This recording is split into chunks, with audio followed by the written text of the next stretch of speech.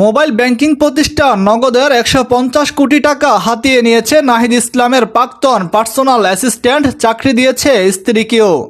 বিস্তারিত voice the people news 24।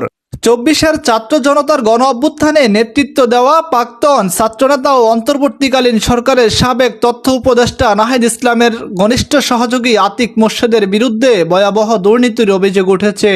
জাতীয় নাগরিক পার্টি এনসিপি গঠন করে রাজনৈতিক নেতৃত্বে আসার পরেও নাহিদ ইসলাম এখন বিতর্কের বাইরে থাকতে পারছে না।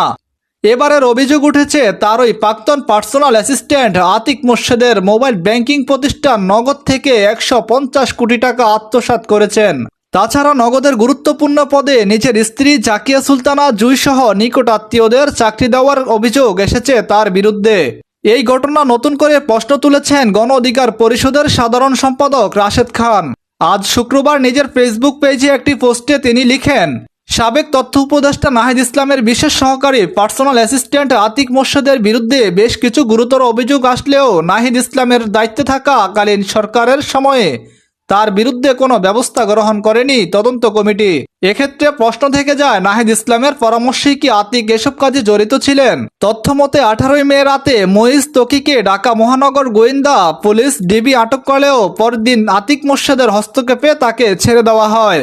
এখানেই থেমে থাকেননি রাশেদ খান। তিনি আরো বলেন, আতিক মোর্শেদ নগদের কোনো কর্মকর্তা না হয়েও 6 তলার একটি কক্ষে নিয়মিত অফিস করছেন। তার স্ত্রী কমপ্লেয়ার্স ম্যানেজার এবং আরও আত্মীয়স্বজনদের বিভিন্ন পদে নিয়োগ দিয়েছেন। ক্ষমতার অপব্যবহার করে তিনি নগদের অভ্যন্তরে নিয়ন্ত্রণ প্রতিষ্ঠা করেছেন।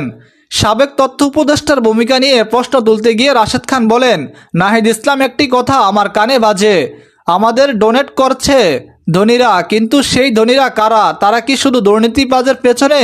তিনি সর্বশেষ প্রশ্ন রাখেন, নাহিদ ইসলাম কি আজকেই পুলিশের হাতে তার প্রাক্তন সহকারীকে তুলে দিবেন? না হলে সুষ্ঠু তদন্ত ছাড়া দুর্নীতির দায় তিনি এড়াতে পারবেন না।